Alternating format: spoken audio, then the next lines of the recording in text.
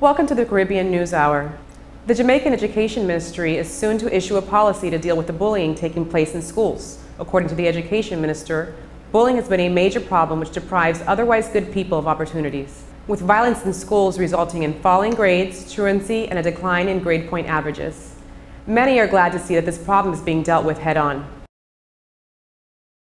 A recent Antigua and Barbuda Investment Bank employee has pled guilty to larceny and obtaining money by false means.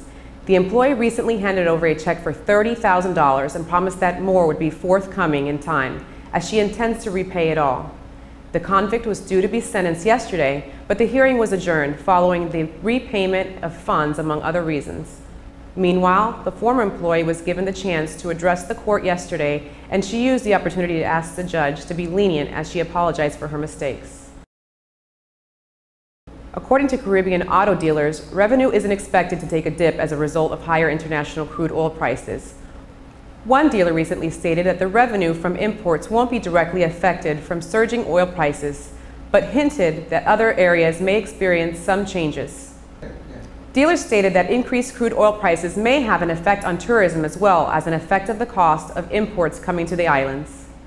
These comments were made after a spike in oil prices over the past several weeks, affecting a number of industries locally and internationally and creating a domino effect that has trickled down to consumers. Crude oil prices reached $101 per barrel, according to a Wall Street Journal article.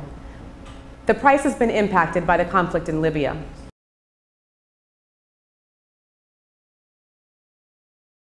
With voters in Haiti going to the polls to elect a new president and a new parliament, the newly elected officials will face daunting challenges as Haiti rebuilds itself. Quake-related devastation, systemic poverty, ongoing crisis in the delivery of basic services such as health care and education, and violence. According to the International Organization for Migration, 3 million Haitians, nearly one-third of the population, were affected by the quake. An estimated 1.3 million were displaced and 800,000 remain in camps. Before the quake, over 70% of Haitians lived on less than $2 per day.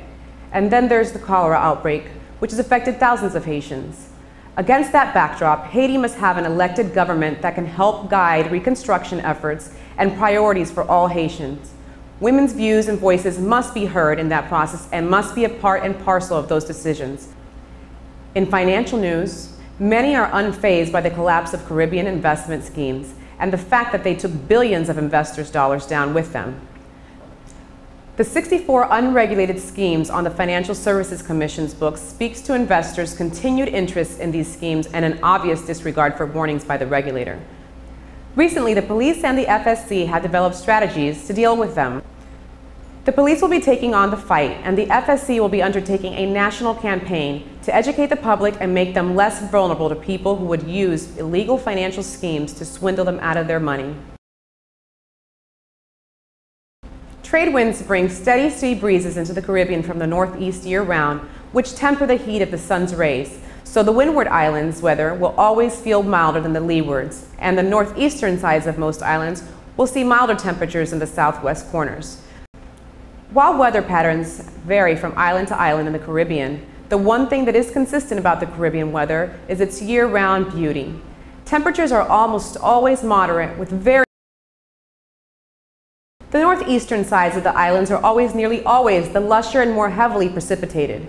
Whether you seek steamy tropical rainforests, still classy lagoons, or wind and waves, you can easily find the weather in the Caribbean to suit your tastes.